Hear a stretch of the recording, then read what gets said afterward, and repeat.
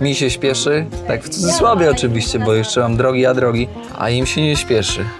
Umierają w terenie ci, którzy prowizorki nie stosują. Co przyjdzie i pomacha mi maczetą, no może pomachać. Taka sytuacja może się zdarzyć, jest to realne.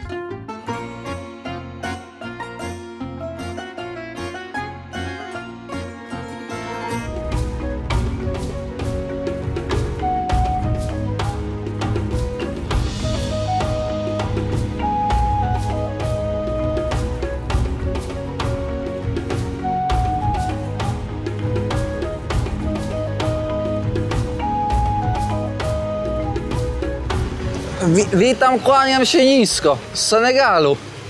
Pierwsza zasada przetrwania, żeby wam kichy plastikiem nie zarosły. Takiej wody jak ta nie pijemy. To jest najtańsza woda z takich worków plastikowych. To jest wciąż nie do poznania, niesamowite na tyle, że oni nie kminią, że jak jest 40 parę stopni na zegarze Celsjusza, to takiej wody nie wystawiamy na promienie słoneczne. A oni takie rzeczy, kurczę, wystawiają i zobaczcie, i później ten plastik, on po prostu, mikroplastik wędruje przez tą wodę. Moi drodzy, takie lekkie podsumowanie, że tak powiem.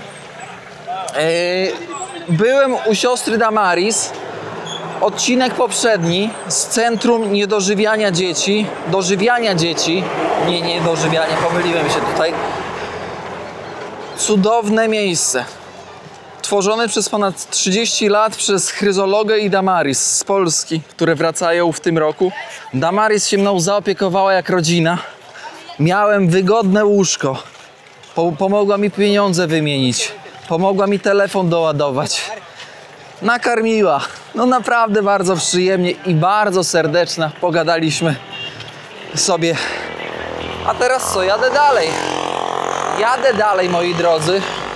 I się nie zatrzymuję. Ça va?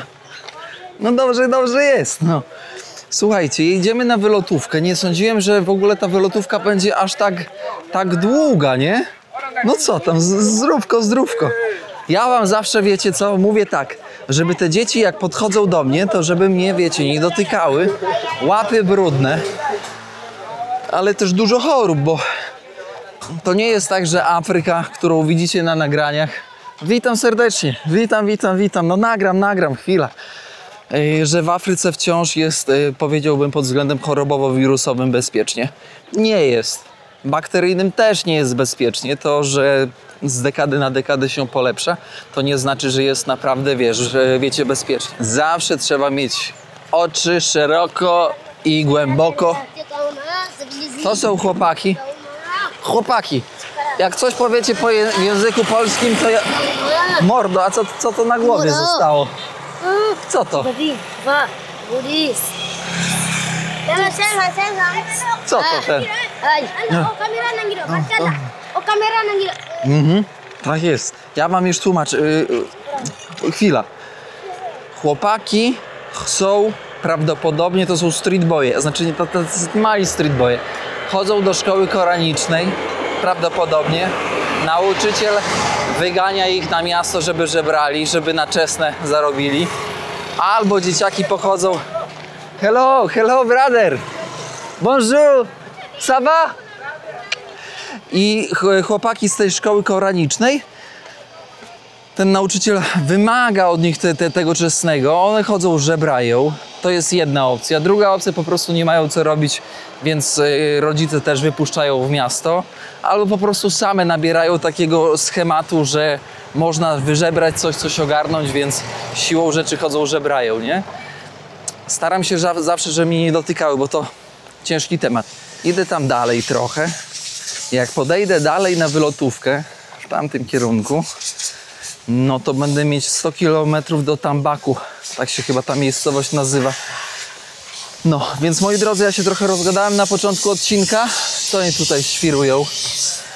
Ale pamiętajcie, żeby zostawić zestaw podróżnika, czyli łapeczka, komentarz, czyli ślad węglowy i nic innego jak, moi drodzy, poczta sandałowa, czyli podanie odcinka dalej. No i co? I lecimy, nie? Velingara.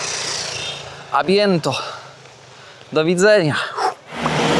że tak powiem, pierwsza próba złapania autostopa nie powiodła się, ale nie poddajemy się, bo jeśli ktoś powie wam, moi drodzy, że autostop nie działa, kłamie. Kłamie. Autostop, zapamiętajcie raz i na zawsze, to jest tylko i wyłącznie kwestia czasu. Zobaczcie, senegalska ziemia i tak zwane ogrody. Ja zawsze będę powtarzać, że ziemia w Afryce jest naprawdę życiodajna. Kapusta, cukinia, cebula, gdzieś tam pomidory w tle, ogórki pewnie. Słuchajcie, tutaj naprawdę trzeba być leniuchem, żeby nie mieć co jeść. Ziemia sama rodzi i to kilkukrotnie w ciągu roku. Tutaj co mamy? Tego drzewa nie jestem w stanie rozpoznać, ale tam nieopodal mangowce. Obsypane, słuchajcie, obsypane owocami. Bonjour.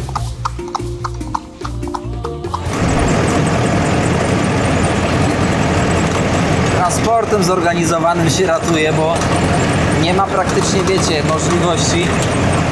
Najgorsze jest to, że jedziemy 40 na godzinę i nie ma predyspozycji na to, żeby to szybciej szło, bo fura nam się rozwali. Koleżka kierowca, szyba pęknięta, standard, już mnie to nie dziwi. Lecimy.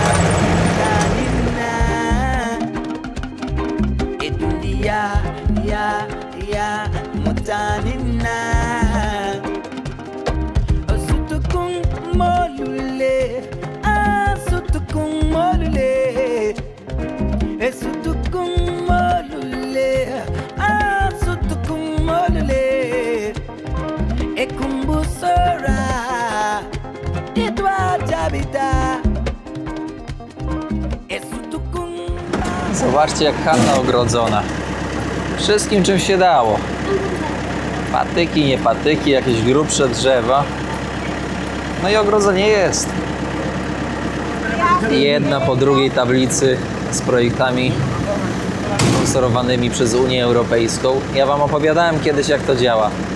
Przyjeżdżają na projekt, robią przez 3-4 lata. Później projekt się zamyka i co robią?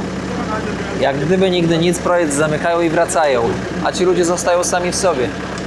Tak działają głównie projekty unijne. Do momentu, kiedy są pieniądze na projekt, to ludzie są. Nie ma pieniędzy?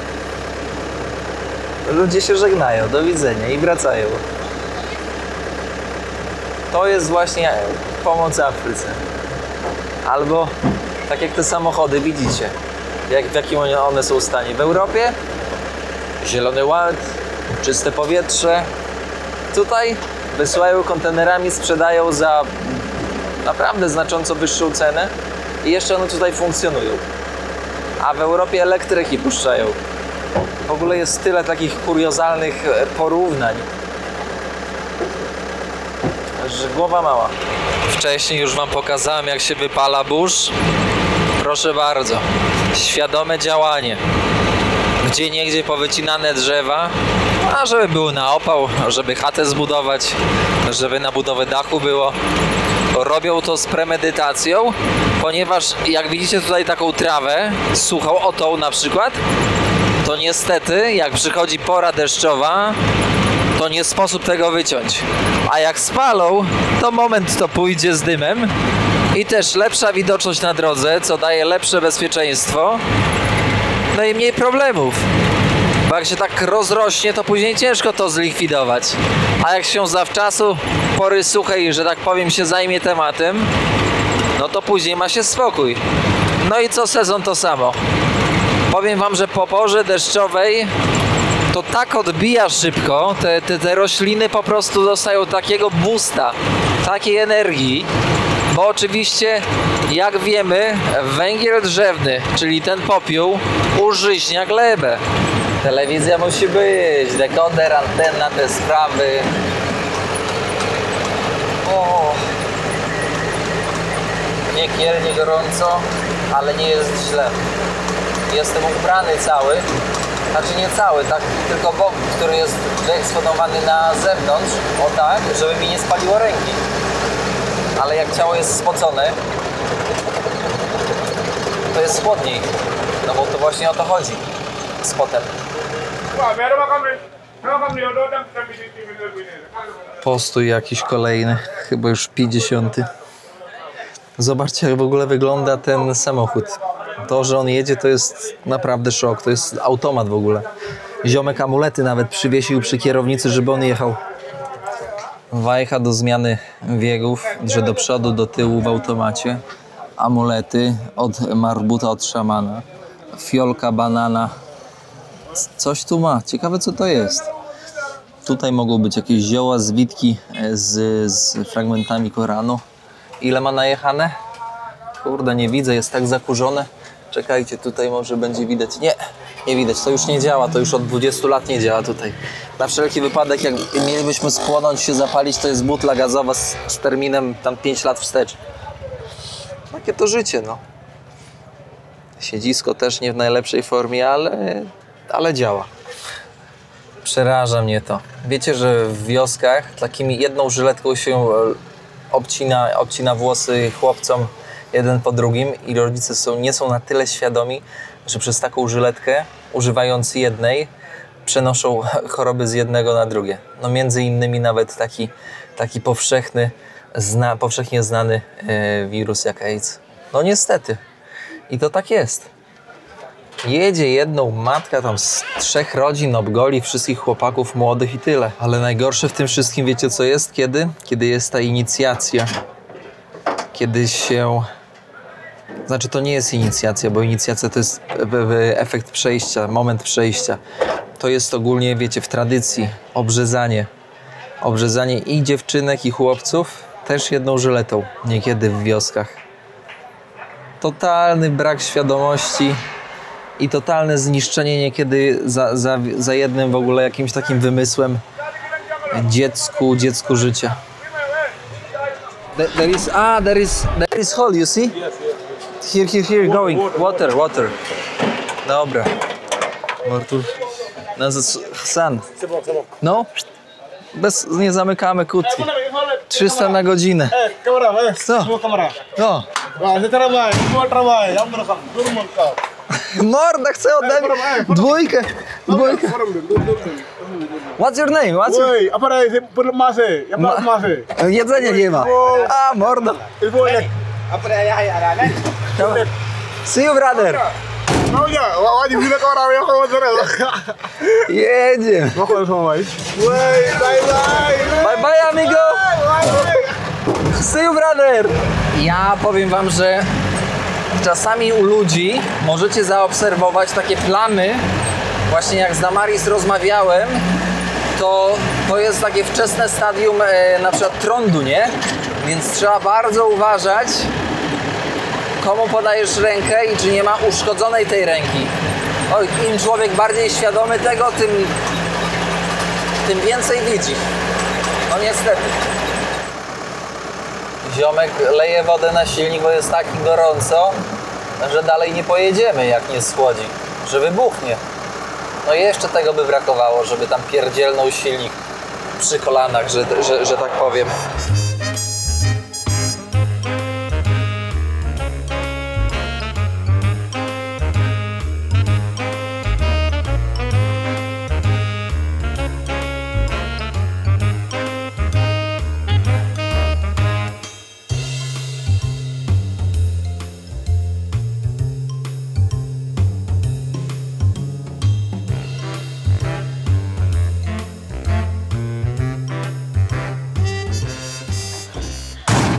Koleżka na spokojnie, wiecie, tam się nie śpieszy, nie? Że my tam będziemy jechać 80 parę kilometrów, czy tam nie pamiętam, 90 parę.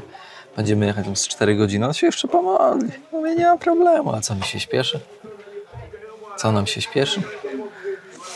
To już my mamy czas. Spokojnie, możemy 9 godzin nawet jechać. Nie ma problemu. Jadę z koleżką. Spokojnie. Powiem wam, że tutaj się nie śpieszy naprawdę. Jest i Darek, już na modlitwę woła. Jadę w tym. Darek, cichutko, już idą wszyscy. Jadę na ten. I tak sobie, wiecie co rozkminiam? Ja kiedyś jak byłem w podstawówce i w gimnazjum, to chodziłem na kiermasze po skończonym roku szkolnym i sprzedawałem swoje książki. Czasami nawet 70% kosztów nowych książek byłem w stanie sfinansować ze starych, żeby wesprzeć mamę w tym całym przedsięwzięciu. Ciekaw jestem, czy jeszcze teraz też się handluje książkami na koniec roku. Albo na początek roku, nie? W sensie, czy się takie kiermasze są w szkołach, żeby wiecie, kto chce kupić stare książki używane, żeby nie kupował nowych, żeby nie wydawał hajsu. Dajcie znać, bo wy bardziej w temacie niż ja. Gość, który gimnazjum skończył już trochę dawno. Więc ciekaw jestem, czy sprzedajecie stare książki. No kiedyś to było popularne. Większość z was może na pewno to potwierdzić, bo też sprzedawaliście pewnie. A jak jest teraz? Tak mnie na rozkminę wzięło. To jest, tutaj sobie kręcisz. No i teraz w moją stronę. Witam serdecznie, tak jest. Teraz swoją stronę koleżankę mam. O.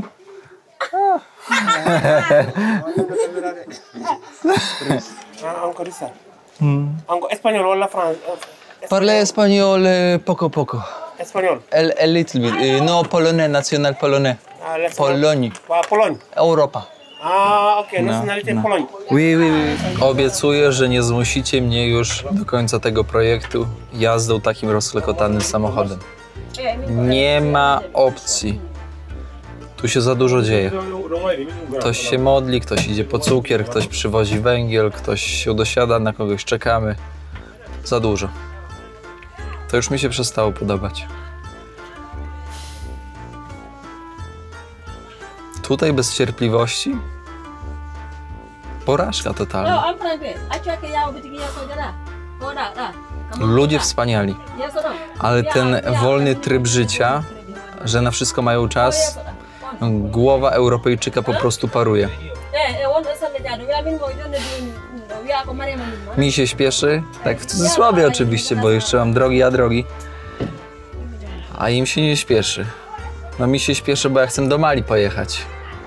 Wy też ze mną, nie? Tak, jedziemy do Mali. A im się nie śpieszy. Pytanie do mechaników. Czemu nami tak szarpie diabelnie? Skręca w lewo, ładuje w prawo. Skręca w prawo, chyba luzy na drążku. O, nie wiem, czy my te 40 km przejedziemy. Szarpie grubo. Ale jedziemy. Świadczy usługę.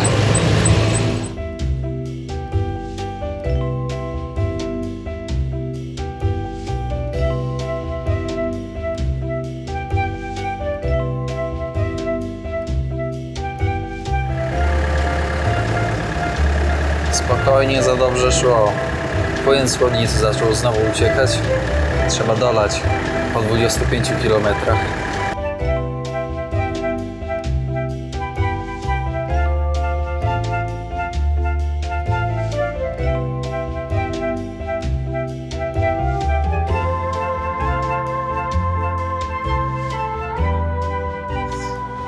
Kurde, bieżnik to chyba 15 lat temu się skończył. A patrzcie na tej. No mistrzostwo. Coś tu poszło nie tego. Na wahaczu coś. After car come in. No okej. After you go. No problem.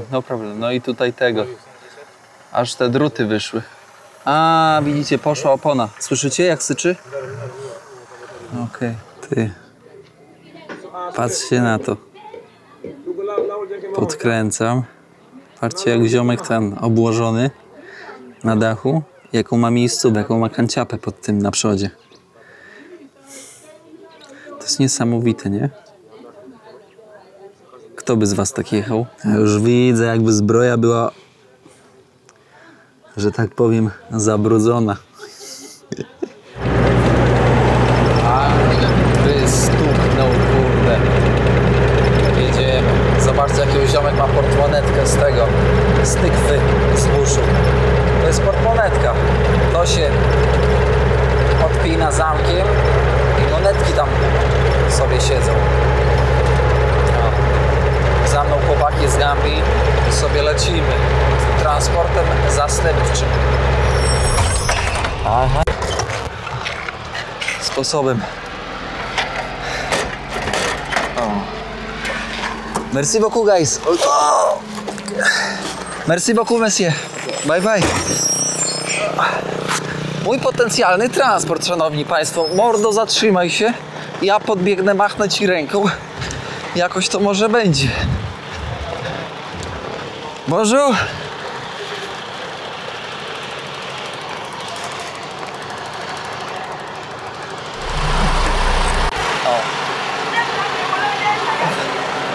Merci beaucoup, monsieur. Opa.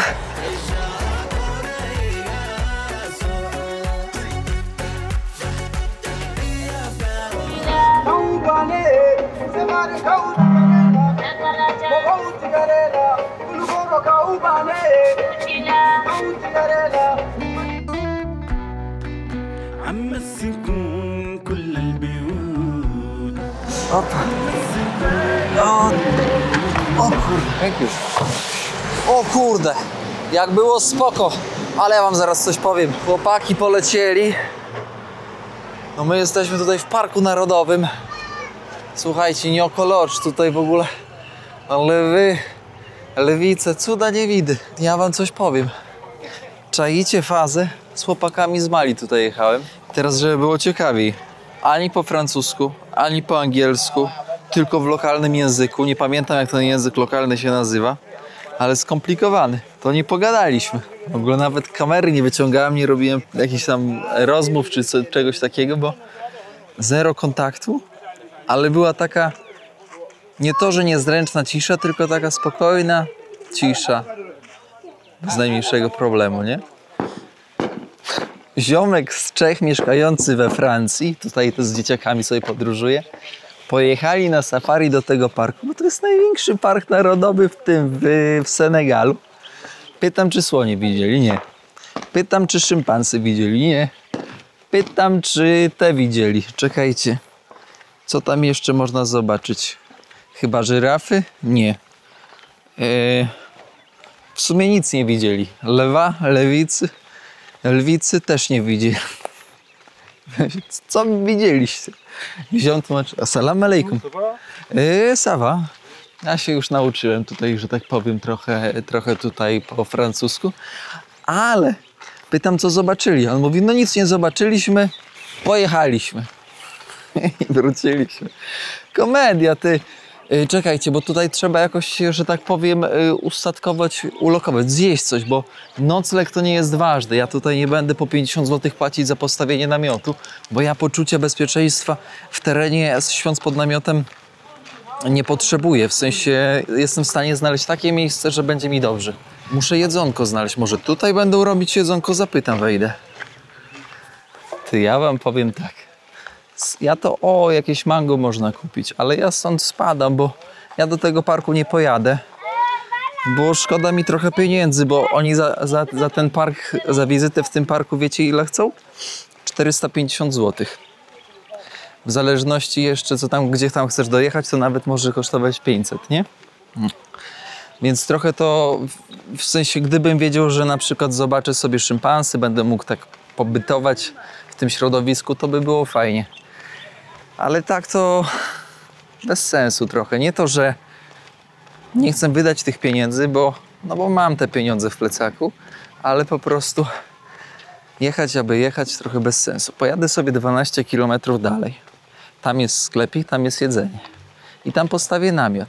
Za namiot tutaj ziomek, wiecie ile krzyknął? 50 zł. No dobra, dużo, niedużo. W tym miejscu to jest dużo. Ogólnie za tyle to można kwaterkę ogarnąć. No w tym miejscu to trochę trudniej. No ale to miejsce takie za 50 zł niczym by się nie różniło od miejsca, które bym wybrał sobie tutaj pod drzewem przy wylocie z miasta. Dokładnie. 12 km jest sklepik, tylko trzeba coś złapać.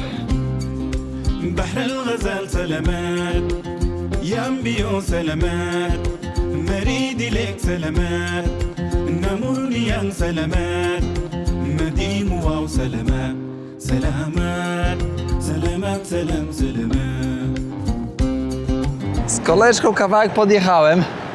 Patrzcie, jakie szachrajstwo, tutaj się nie cykają na parkingu, ściągają paliwo i idzie migiem. Tutaj nikt się nie cyka. My sklep musimy znaleźć tutaj. Dawajcie, znajdziemy. Zaraz miejscówek trzeba szukać. Patrzcie jak słońce nisko.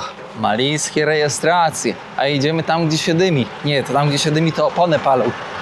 Szukamy jedzenia u dziewczyn.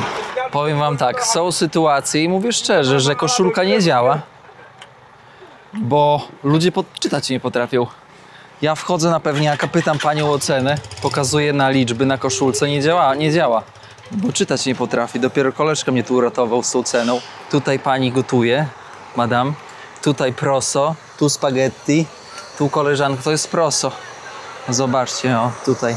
Taka, oni to jakoś nazywają, to taka mączka. Jajka można kupić. Ja tutaj już u szefowej zamówiłem, proszę. 3 jajka i takie proso z takim sosem cebulowym. Teraz do tego jeszcze zrobię, szanowni państwo, mleko w proszku. Kierownik się odżywi, a to nie ma to tamto. Jak to wypić teraz, jak nie mam kubka? Ja muszę się dorobić kubka. Bo jak się nie dorobisz kubka, to lipa jest. W worek wleję. Mam zimną wodę, kupiłem teraz. W worek wleję i będzie elegancko. No jest to półśrodek jakiś. Na pewno nie jest to rozwiązanie długoterminowe tak zwane. Niemniej jednak zawsze to jest, wiecie, jakaś opcja. O, w ten sposób. Najgorsze, że ona myła te naczynia na tak zwanego alimenciarza. Czyli niby umyte, a niby nie umyte. Niby zapłacone, a niby nie zapłacone. To tak to wygląda, no. Taka, że tak powiem, ta prowizorka w terenie. Prowizorka w terenie. Jeszcze tutaj będę musiał załatwić sobie nocleg. Ta prowizorka nie jest taka najgorsza, szanowni państwo. Umierają w terenie ci, którzy prowizorki nie stosują. No bo co tutaj zrobisz? Tutaj nie ma za bardzo wyboru. Tutaj można miliony rzucać, a nie kupisz, nie wiem, dobrego hotelu, klimatyzacji. Tutaj nie ma, po prostu nie ma.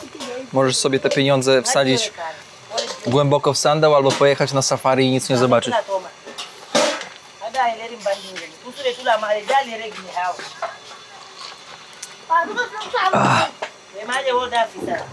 Szefowo, jak ja srakę będę miał po tym jedzeniu, to niedobrze będzie. Ale to jest dobre. Dobre to. Pyszne. Mordo, nawet musztardę.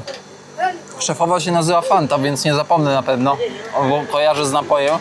Musztardę możesz sobie walnąć, czajcie? W takiej restaurancie. Fama. Chłopaki, tutaj witamy.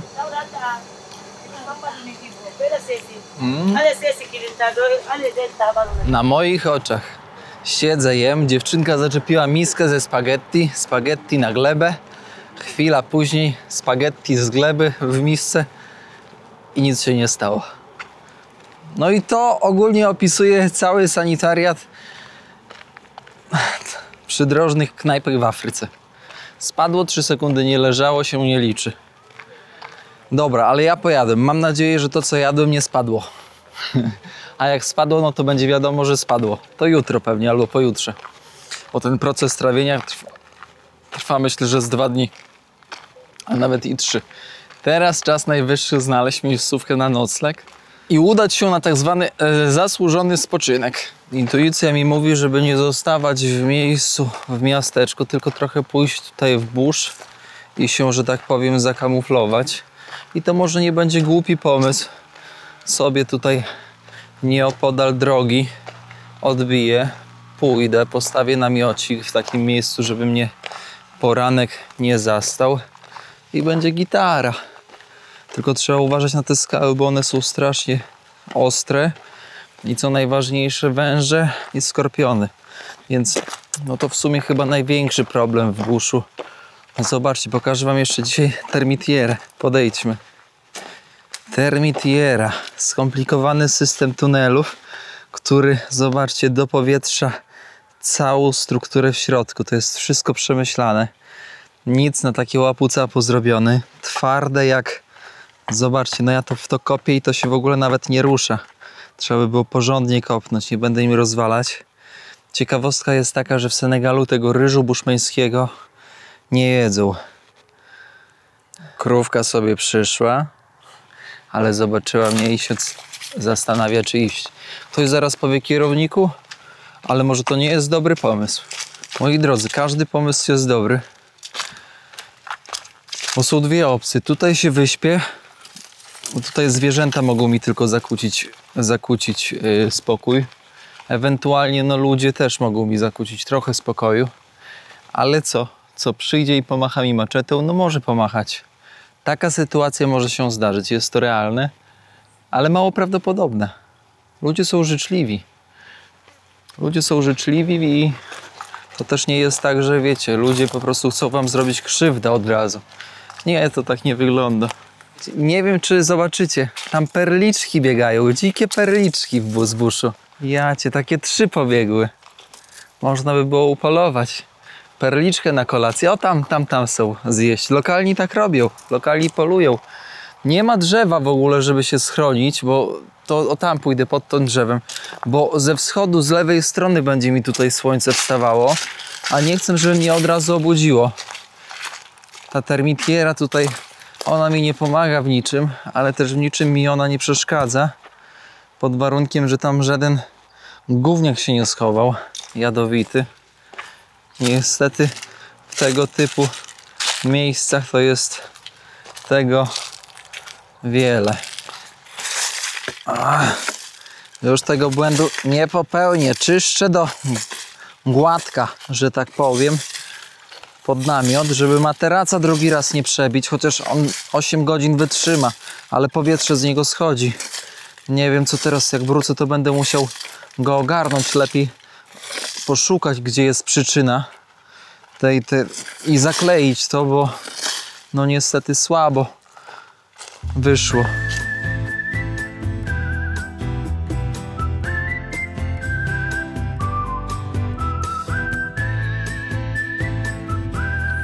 Ciekawy sposób dmuchania tego materaca za pomocą takiego worka. Wkładasz ten worek, łączysz go z tym wlotem powietrza, wylotem zarazem i bez większego jakiegoś takiego wysiłku fizycznego dmuchasz w ten worek. Ja sobie tutaj to zaczepię, żeby mi to się nie majtało. Coś takiego, moi drodzy. I za pomocą tego worka po prostu pompuję.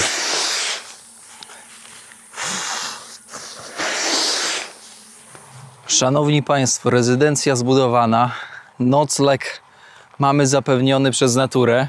O to w tym wszystkim chodzi. Namiot daje wolność, niesamowitą wolność, co będę powtarzać do końca swoich dni. Polecam mieć lekki, mały namiot, który ratuje w różnych sytuacjach. Zobaczcie, tam bym zjadł za 5000, tutaj zjadłem za 1500, bardzo dobre jedzonko. Tam bym spał za 50 parę złotych, tutaj śpię sobie za darmo, w spokoju, w ciszy i bez problemów najmniejszych. Dobra, kończymy dzisiejszy odcinek. Dzisiejszy odcinek był takim, ale mi serce bije, takim odcinkiem z drogi, ale takie też odcinki muszą być, moi drodzy. I pamiętajcie, najważniejsze podczas kempingu w buszu, nie w buszu, w dżungli, nie w dżungli jest to, żeby się oswoić z miejscem, żeby osłuchać miejsce i nie przestraszyć się w momencie, kiedy słyszycie jakieś dźwięki. Najprawdopodobniej są to dźwięki chodzącej krowy. Trzeba je mieć już przepracowane. Jak taka krowa chodzi, koza, owca, jak na przykład perliczki, jakie dźwięki wydają perliczki, jakie dźwięki wydają kojoty, jakie dźwięki wydają ptaki lokalne, tak żeby po prostu spokojnie można było sobie spać i nie być przerażonym, że jest się poniekąd, wiecie, zdanym na samego siebie. No, więc tyle, kończę. Nie wiem, czy mnie jeszcze widać w ogóle. W każdym razie pamiętajcie o zestawie, czyli o łapeczce, komentarzu i rzecz jasna podaniu odcinka dalej.